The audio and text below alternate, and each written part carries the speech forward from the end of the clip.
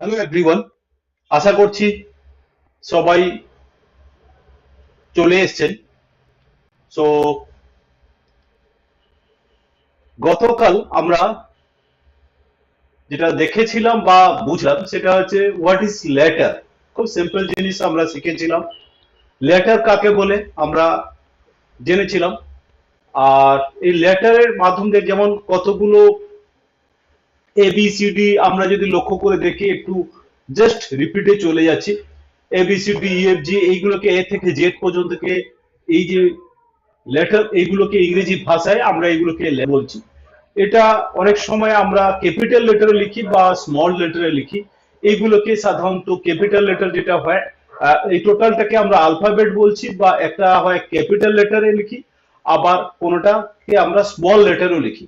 কিন্তু বলার সময় কিন্তু কোনো ডিফারেন্ট হয় না, আমরা বলি একই ভাবে। সাধারণত ইংরেজি ভাষায় এই লেটারকে দুটো ভাগে ভাগ করা হয়েছে, একটা হচ্ছে ভাওয়েল আর একটা হচ্ছে কনসোনেন্ট। আমরা গতকাল এগুলোকে শিখেছি, আমি জাস্ট রিপিটে কিছুটা হলেও যাচ্ছি। যেমন ভাওয়েল নিয়ে যদি আলোচনা করি, এ ই আই ও ইউ, এই ভাওয়েলকে আমরা কিভাবে চিনব, এইটা আমরা জানলাম যে vowel A E I O U, এগুলো হচ্ছে ভাওয়েল। ঠিক আছে, কিন্তু এই ভাওয়েলকে জানবো কিভাবে, চিনবো কিভাবে? প্রত্যেকটি সাউন্ড কিন্তু নিজস্ব হয়, এটা আমাদেরকে কখনো ভুলে গেলে হবে না। যেমন এ, এ দিয়ে শুরু হচ্ছে আর এ দিয়েই শেষ। এ, ই, আই কে ই হিসেবে ধরা হয় ই, ও কে ও, ইউ কে উ হিসেবে ধরা হয় যদি ধরা হয় উ। এই যে সাউন্ড গুলো, এটা নিজস্ব সাউন্ড, এটা অন্যর উপরে সাধারণত নির্ভরশীল। কিন্তু কনসোনেন্টের সাউন্ড যদি আমরা লক্ষ্য করে দেখি, সেটা কিন্তু সাধারণত ভাওয়েলের উপরে নির্ভরশীল। যেমন বি, বিই, মানে ই সাউন্ডটা কিন্তু ভাওয়েল। সিই, ই সাউন্ডটা কিন্তু ভাওয়েলের। ডি, ডিই, হ্যাঁ, ই সাউন্ডটা কিন্তু ভাওয়েলের। এফ, এ, ফ, মানে এ সাউন্ডটা কিন্তু ভাওয়েলের। এইভাবে ভাওয়েলের উপরে প্রত্যেকটি লেটার কিন্তু লক্ষ্য করে দেখলে পরে নির্ভরশীল, তাই এইগুলোকে কনসোনেন্ট বলা হচ্ছে। এবার কনসোনেন্ট আর ভাওয়েলের ডেজিগনেশন আমরা বুঝতে পারলাম। এবার আসছি vowel A E I O U দিয়ে আমরা এই যে উচ্চারণগুলো কিভাবে হবে, এই সাউন্ড গুলোকে যদি আমরা একটু লক্ষ্য করি তাহলে আমরা বুঝতে পারবো। যেমন এ দিয়ে উচ্চারণ হয়, আ উচ্চারণ হয়, অ উচ্চারণ হয়। এই যে এ দিয়ে অ উচ্চারণ, যেমন অল, বল, টল, কল, স্মল, হল, ফল, স্টল, এই যে অ উচ্চারণ গুলো এইভাবে হলো। আমরা যে আ উচ্চারণ দিয়ে লক্ষ্য করে দেখি, কার, বার, ফার, স্টার, জার, রাজা, হ্যাঁ, তার, রানী, এগুলো কিন্তু আ উচ্চারণ দিয়ে, এ দিয়ে কিন্তু আমরা লক্ষ্য করে যদি দেখি। আমরা যদি অ উচ্চারণকে আবার দেখি, ম্যান, মানে এটা ইয়া হবে, ইয়া ম্যান। হম, ইয়া উচ্চারণও হয়, এটা এখানে ভুল আছে, এটা ম্যান, ইয়া হবে। তো যাই হোক, তো ইয়া উচ্চারণ হবে।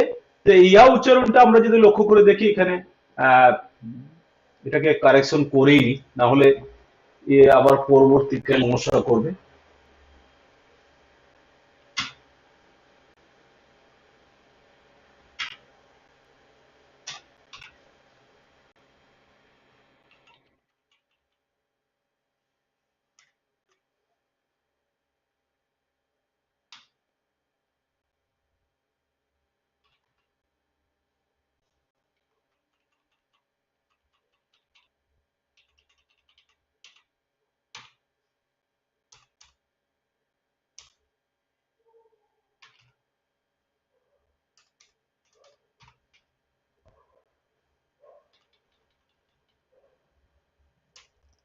যাই হোক, পরে দেখে থাকে ইয়া উচ্চারণ হবে ম্যান, র্যান, ক্যান, ফ্যান, হ্যাঁ, ড্যান, ভ্যান, ক্যাট, ফ্যাট, এইগুলো বেসিক্যালি ইয়া উচ্চারণ দিয়ে আমরা লক্ষ্য করে দেখলাম। আমরা ই কে যেমন এ, ই ইকুয়াল টু এ হিসাবে, যেমন man, being, pea, let, ten, মানে এই যে ই উচ্চারণটা আমরা এখানে লক্ষ্য করে দেখছি, সেটা হচ্ছে এই জিনিসগুলোকে আমরা এইভাবে পাবো। আর কি পাচ্ছি আমরা এখানে যদি লক্ষ্য করে দেখি, আই উচ্চারণকে যদি আমরা লক্ষ্য করে দেখি, এখানে আই দিয়ে আমরা কিভাবে উচ্চারণগুলো করছি, খুব গড় করে একটু বুঝতে হবে। এখানে আই দিয়ে আমরা ই উচ্চারণ করছি, আই উচ্চারণ করছি। আর এটাকে কিভাবে হচ্ছে যদি ই উচ্চারণ করে লক্ষ্য করে দেখি, এখানে বিগ, টিন, পিন, মানে এগুলো সব ই উচ্চারণ আসছে। ডিগ, ফিগ, পিন, এগুলো হচ্ছে ই উচ্চারণ। ঠিক আই উচ্চারণ যদি লক্ষ্য করে দেখি আমরা, ব্লাইন্ড, ব্লা আই, ব্লা আইন্ড, হ্যাঁ, বাইন্ড, ফাইন্ড, কাইন্ড, মাইন্ড, হ্যাঁ, টাইট, এই যে লক্ষ্য করে শব্দগুলো বেসিক্যালি এগুলো আই উচ্চারণকে আমরা এইভাবে করি। আবার যদি আমরা ও উচ্চারণকে লক্ষ্য করে দেখি, এখানে ও এবং আ, মানে ও দিয়ে ও হয় এবং আও হয়, উ দিয়ে উও হয় এবং অ হয়। এই চারটে উচ্চারণ করা যায়। যেমন ও, আ, উ, অ, এ কিভাবে হচ্ছে এগুলোকে লক্ষ্য করে দেখি। যেমন ও দিয়ে উচ্চারণ যদি লক্ষ্য করি, এখানে কোল্ড, মানে ও উচ্চারণটা এখানে আসলো। Sold, fold, gold, row, close, এটা ও উচ্চারণ। আবার সেম এই ও দিয়ে আমরা সাম, মানে এখানে আ উচ্চারণটা চলে আসলো। কি আসলো? সাম, কাম, লাভ, দাও, ডান, মানে এখানে আ উচ্চারণ গুলোকে, মানে এই ও দিয়ে আমরা ও উচ্চারণ করতে পারছি, আ উচ্চারণ আমরা এখানে করতে পারছি। ঠিক সঙ্গে আর কি উ উচ্চারণ, টু, টিও টু, ডু, হু, এগুলো কিন্তু উ উচ্চারণে পেয়ে গেলাম। আবার যদি আমরা লক্ষ্য করে দেখি অ উচ্চারণ, ও দিয়েই অ উচ্চারণ আসে। কিরকম? অন, কন, ফর, নর, মন, টন, তার মানে এটা অ উচ্চারণ গুলো আমরা এখানে পেয়ে গেলাম। এটা একটা পার্ট। আর কি দেখছি এখানে? ইউ, ইউ উচ্চারণ আমরা কত উচ্চারণ পাচ্ছি? উ উচ্চারণ পাই, হর্ষ, দীর্ঘ, যেটা আমরা অ উচ্চারণ পাই, আবার এবং ইউ উচ্চারণ আছে। এই তিনটি উচ্চারণ করা যায়। যেমন আমরা যদি লক্ষ্য করি, এখানে ইউ দিয়ে উ হয়, হ্যাঁ, আ হয়, ইউ হয়। যেমন ইউ, উ উচ্চারণ যদি লক্ষ্য করে দেখি, পুল, ফুল, বুল, পুট, ব্লু, পুস, এগুলো সব কিন্তু ইউ, উ উচ্চারণে চলে আসলো। আবার আ উচ্চারণ যদি লক্ষ্য করি, বাস, আরে বি ইউ এস, ইউ মানে তো আমরা হর্ষকার পড়েছিলাম, কিন্তু এটাও হয়, আও হয়। যেমন বাস, বার্ড, কার্ড, হার্ড, কাপ, এগুলো কি, মানে ইউ দিয়ে আমরা দু রকমে তিন রকমে উচ্চারণ করতে পারছি। মানে ইউ দিয়ে উ উচ্চারণ আসছে, আ উচ্চারণও আসছে। আর কি আসছে এখানে? ইউ, ইউ দিয়ে আমরা যে গুলো পড়ছি সাধারণত ইউনিভার্সিটি, এই ইউনিভার্সিটি কিরকম আছে? ইউ উচ্চারণটা এখানে আসলো, ইউনিভার্সিটি। আর কি আসলো এখানে? ইউনিয়ন, ইউনিয়ন আমরা পেয়ে গেলাম। তারপরে কি আছে? ইউনিটি, ইউনিটিও এখানে পেয়ে গেলাম। ইউনিফর্ম, ডিউক, হ্যাঁ, মিউল, এইগুলো কিন্তু আমরা এখানে ইউ দিয়ে আমরা এখানে পেয়ে গেলাম। তাহলে এই জায়গাটা আমাদের কাছে ক্লিয়ার হলো। এবার আসছে এখানে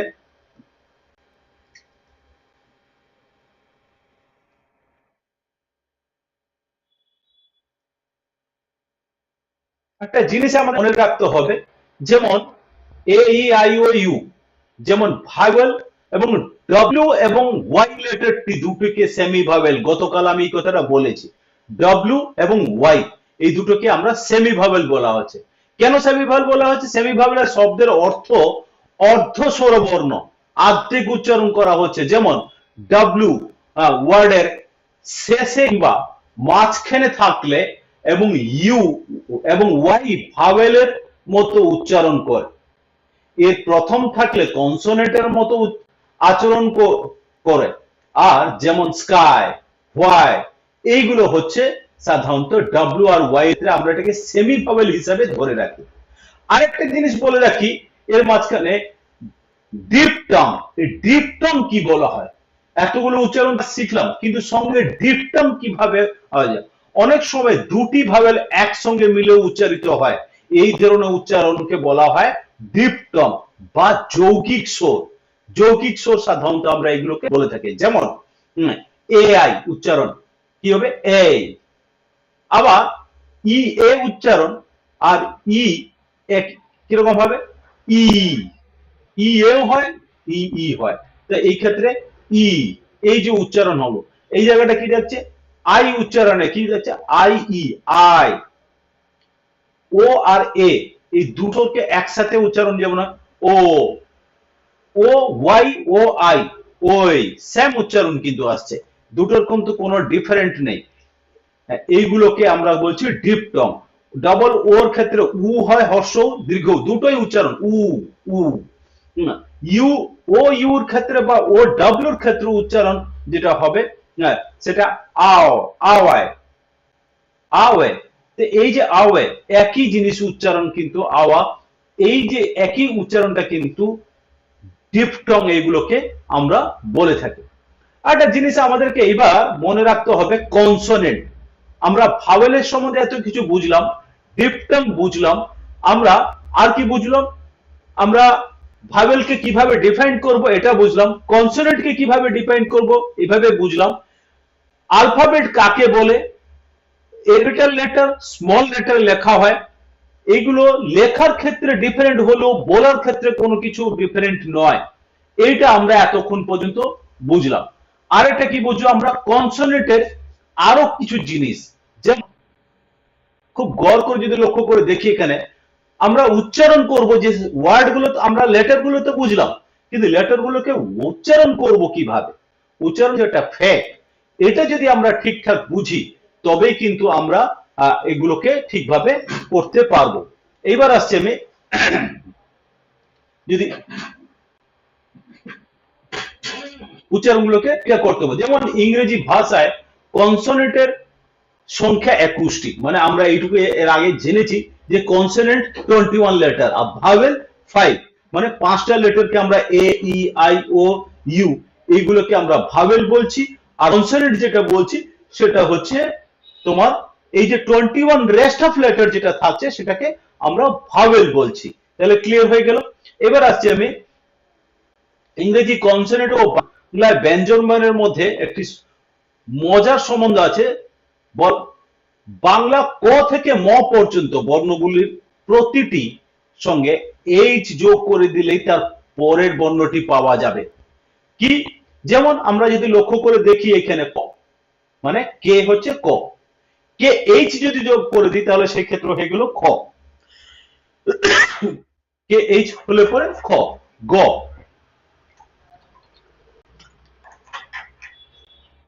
গ হচ্ছে জি এইচ হচ্ছে গ, ঘ, জি এইচ হচ্ছে ঘ। স মানে দন্তে স, এস তালবে স, এস হয় এস এইচ ও হয়, এই দুটোও কিন্তু হয়। মূর্ধন্য ষ যদি এস এইচ, হ এইচ, আমরা সি এইচ যদি লক্ষ্য করে দেখি চ, সি এইচ এইচ যদি যোগ করে দিই তাহলে সেই ক্ষেত্রে হয়ে গেল ছ, মানে পরের বর্ণটা আমরা পেয়ে গেলাম। যে হচ্ছে জ, ঝ জে এইচ, আর ওয়াই মানে জ হচ্ছে ওয়াই, র আর, ল এল, ব বি, ট টি, থ টি এইচ, ড ডি, তারপর হচ্ছে ইয় এন, ইয় জ হচ্ছে এটা হচ্ছে এন, এন হচ্ছে মূর্ধন্য হয় দন্তেন্য হয়, ম এম, ত টি, থ টি এইচ, দ ডি, থ ডি এইচ, ড আর এইচ, র ডয় শূন্য র যেটাকে আমরা বলি, ঢয় শূন্য র হচ্ছে আর এইচ, আর খণ্ডত্ব হচ্ছে টি এইচ, আর অনুস্বার হচ্ছে এন, মানে এতগুলো আমরা পুরোটা, আর চন্দ্রবিন্দু সেম জিনিস দাঁড়াবে। এবার এই যে জিনিসগুলোকে আমরা বুঝলাম, আমরা এতক্ষণ পর্যন্ত লেটারের গুণাবলী বা লেটার কাকে বলে, লেটারকে ক্যালকুলেটিং কিভাবে করা হয়, লেটারকে কটা ভাগে ভাগ করা হয়, সেগুলোকে আমরা এতক্ষণ পর্যন্ত চিনেছি। যেমন আমরা প্রথমে আলফাবেট কাকে বলছি আমরা চিনলাম, এ থেকে জেড পর্যন্ত এটা 26টি লেটার, তার মধ্যে দুটো ভাগে ভাগ করা হয়েছে। প্রথমে একটা হচ্ছে ক্যাপিটাল লেটার আর একটা হচ্ছে স্মল লেটার, আবার এইগুলোকে দুটো ভাগে ভাগ করা হয়েছে, একটাকে আমরা বলছি ভাওয়েল আর একটা বলছি কনসোনেন্ট। আর ভাওয়েলকে কিভাবে আইডেন্টিফাই করব, তার নিজস্ব সাউন্ড, ভাওয়েল সাউন্ডের, ভাওয়েল সবসময় নিজের উপর নির্ভরশীল আর কনসোনেন্ট ভাওয়েলের উপর নির্ভরশীল, তাই এই দুটোর যে ডিফারেন্স সেটা আমরা বুঝলাম। এরপরে আমরা কি বুঝলাম, আমরা বাংলায় কিভাবে ক্যালকুলেট করি প্রত্যেকটি ওয়ার্ড মানে প্রত্যেকটি লেটারকে, সেইগুলো আমরা বুঝলাম। এরপরে যেটা যাব ওয়ার্ড। ওয়ার্ড কাকে বলে? আমরা লেটার তো বুঝলাম, ওয়ার্ড খুব সিম্পল ভাষায় যদি লক্ষ্য করে দেখি এখানে ওয়ার্ড আমরা কাকে বলছি।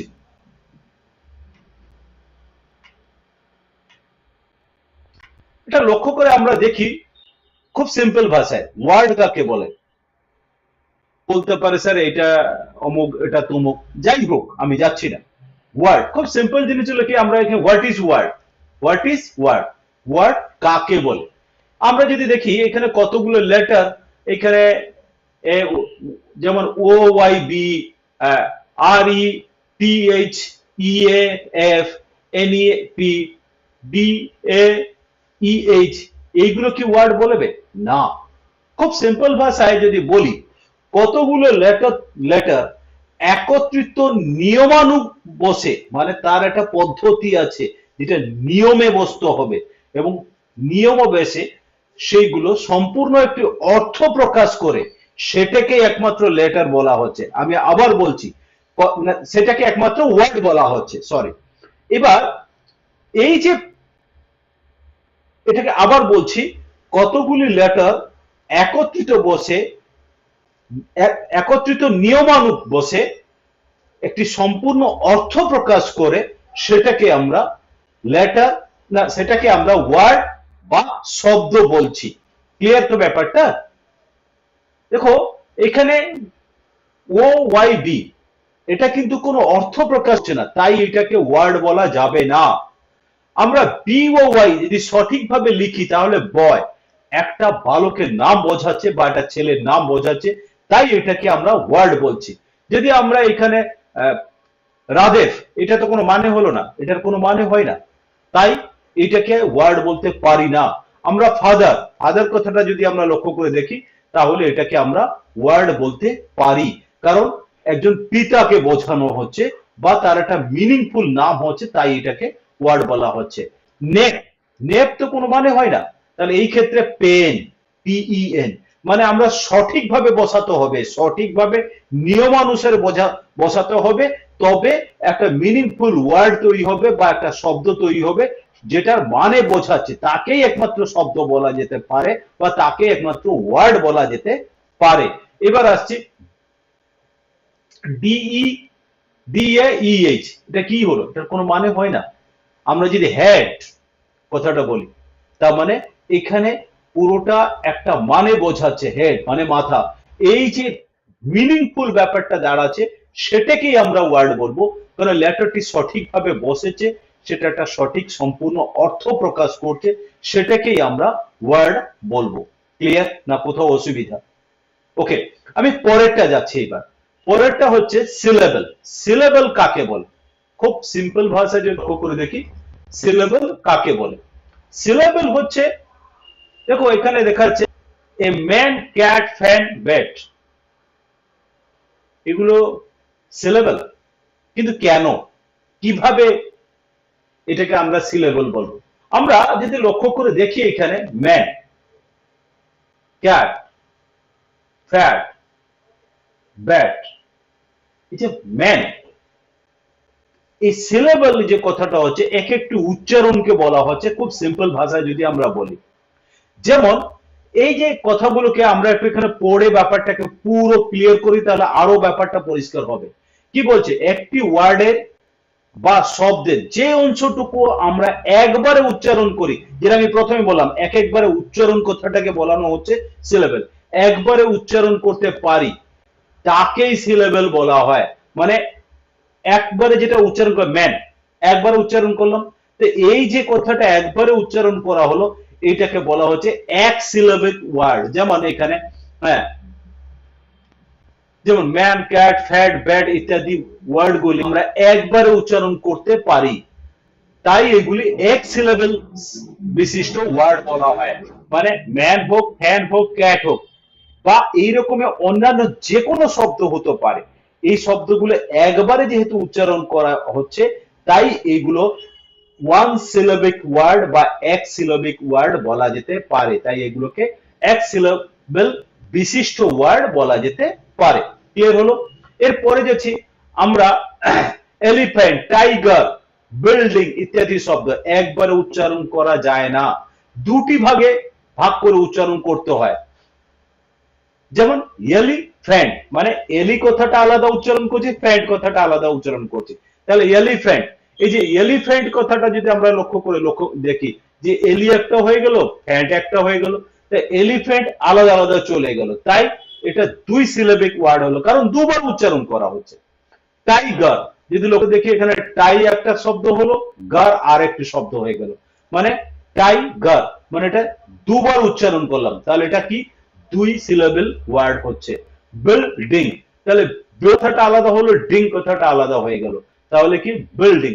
এইগুলোকে দুভাগে ভাগ করা হয়েছে, এই ওয়ার্ড দুই ভাবে উচ্চারণ করতে বলে এগুলোকে দুই সিলেবল বিশিষ্ট ওয়ার্ড বলা হয়। কি বলা হয়? দুই সিলেবল, মানে যে কবার উচ্চারণ করা হচ্ছে সেই অনুযায়ী সিলেবল কে ভাগ করে দেওয়া হচ্ছে, এটা এক সিলেবল, এটা দুই সিলেবল, তিন সিলেবল, এইরকম ভাবে হচ্ছে। আরো একটু এখানে ক্লিয়ার এখানে দেখে নিতে, এমনি ক্লিনলেস, ইউনিভার্সিটি ইত্যাদি শব্দগুলি তিনটি ভাগে উচ্চারণ করতে হয়, তাই এগুলোকে তিন সিলেবল বিশিষ্ট ওয়ার্ড বলে। হ্যাঁ, যেমনি 4 সিলেবল, 5 সিলেবল এরও হ্যাঁ আরো ওয়ার্ড হয়, মানে এইভাবে যে কটা ভাগে ভাগ করা হয় এইগুলোকে সাধারণত আমরা ওয়ার্ড বলি, আর এটাকে সিলেবল বলা হয়। মানে ওয়ার্ডের পরের যে উচ্চারণগুলো, ওয়ার্ডটা একবার করে আমরা শব্দগুলোকে ক্যালকুলেট করেই নিলাম, কিন্তু সঙ্গে আমরা এই যে সিলেবেলের সাথে সাথে মানে উচ্চারণগুলোকে একবার, দুবার, তিনবার, চারবার, পাঁচবার যে কভারে ভাগ করছি, এইরকমই এইগুলোকে আমরা এক একটা সিলেবেল বলা হয়। তাহলে খুব সিম্পল জিনিস, যদি আমরা কেউ ক্রস কোশ্চেন করে যে সিলেবেল কাকে বলে বা সিলেবেল ক্যালকুলেটিং প্রসেস কি, খুব সিম্পল জিনিস কেউ যদি জিজ্ঞাসা করে উত্তরে একটাই আসবে যে আমরা একটি শব্দকে যে কবারে উচ্চারণ করব সেই অনুযায়ী শব্দকে ভাগ করে সেই সিলেবেল হিসাবে আমরা বলতে পারবো। বা আমরা এক কথায় যদি বলি, যদি দুবার উচ্চারণ করে দুই সিলেবেল যেমন, বা তিনবার উচ্চারণ করলে তিন সিলেবেল, বা চারবার উচ্চারণ করলে চার সিলেবেল ওয়ার্ড, বা পাঁচবার হলে পরে পাঁচ সিলেবেল ওয়ার্ড বলা হয়। এরও বেশি হতে পারে বিভিন্ন অবস্থার পরিপ্রেক্ষিতে, যা আমরা উচ্চারণ করি এক একবারকে সেগুলোকে আমরা সিলেবেল বলছি। ব্যাপারটা ক্লিয়ার হলো? আজকে এইটুকু রাখলাম, পরের দিন আবার কিছু নতুন করে ছোট ছোট ছোট ছোট ছোট করে আমি এগুলোকে করাবো। আমি পরের দিন কিন্তু একদম টপ টু বটম পর্যন্ত এখনো পর্যন্ত যা যা করিয়েছি, হ্যাঁ সেইগুলোকে আমি নতুন করে স্টেপ বাই স্টেপ কোশ্চেন করবো। এবার প্রত্যেকে খাতা আর পেন নিয়ে বসে পড়বে, কোথাও কোনোভাবে কোনো অসুবিধা হবে, হ্যাঁ এইগুলোকে ভালো করে শুনলে পরে পরিষ্কার হয়ে যাবে। আমি প্রত্যেকটি সাবজেক্টকে একদম ডিটেলিং এ লিখে লিখে এখানে দিয়েছি, প্রত্যেকটা স্ক্রিনশট শেয়ার করে রাখো যাতে কোথাও কোনোভাবে অসুবিধা না হয়।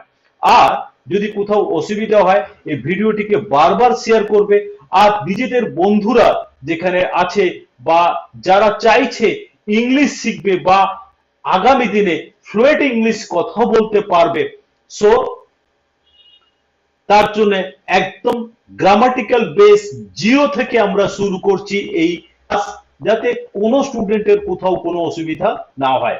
আমাদের এখানে নতুন ব্যাচ জানুয়ারি থেকে শুরু হচ্ছে, যারা যারা ভর্তিতে ইচ্ছুক তারা অবশ্যই আমাদের সাথে যোগাযোগ করবে। আমাদের চ্যানেলে নাম্বার দেওয়া আছে, যারা চাইছেন যে এখানে আমাদের একটা একটু ক্লিয়ার করে রাখি, সেটা হচ্ছে আমাদের এখানে পড়ানো হয় ক্লাস 1 থেকে 12 পর্যন্ত অল বোর্ড, মানে West Bengal board, ICSE board, CBSE board পড়ানো হয়, আরো টিচাররা রয়েছেন।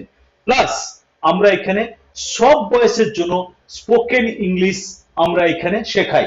যারা যারা ইচ্ছুক তারা আমাদের এখানে এসে কথা বলতে পারেন, বা কেউ যদি চান অনলাইনে ক্লাস করবেন তারা অবশ্যই এসে এখানে অনলাইনে ক্লাস করতে পারেন, কোনো অসুবিধা নেই। আমাদের নাম্বারে যোগাযোগ করবেন, চ্যানেলে নাম্বার দেওয়া আছে, বা ফেসবুকে যারা দেখছেন ফেসবুক পেজেও আমাদের নাম্বার দেওয়া আছে, হ্যাঁ তাতে যোগাযোগ করবেন। বা আমার টিম পুরোটাই ভালোভাবে আপনাদের প্রত্যেককে গাইড করবে কিভাবে ক্লাস করবেন, প্রত্যেকটি সাবজেক্টের প্রত্যেকটি প্রশ্নের আমরা উত্তর দিতে দেব সাবজেক্টের মধ্যে। যেখানে অসুবিধা হবে, একটা জিনিস বলে রাখছি, প্রশ্ন সবসময় করবে। আর প্রশ্ন করাটা কোনো অপরাধমূলক কাজ নয়, কারণ প্রশ্ন আমরা জানি না বলেই আমরা শিখতে আসছি। প্রত্যেকের ভুল ভ্রান্তি হতেই পারে, এটা স্বাভাবিক ব্যাপার।